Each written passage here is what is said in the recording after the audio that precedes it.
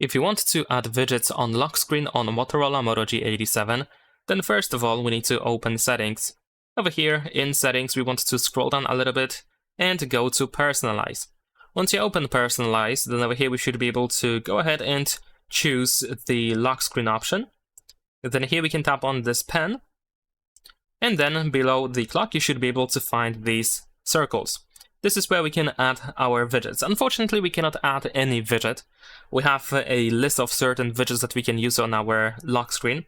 Like, for example, the Do Not Disturb button, we have the alarm, and so on and so forth. So, for example, I can add the temperature over here, and let's say I'm gonna use this one over here, I guess for a Bluetooth device. Now, if you use different clock phase, you might have additional slots available. So for example, let me switch to something wider, and there we go. Now we have 4 slots in total instead of just 2. So I can just pick up more stuff in here, and then tap on this check in the upper right corner, and that's pretty much it. Leave a like and subscribe.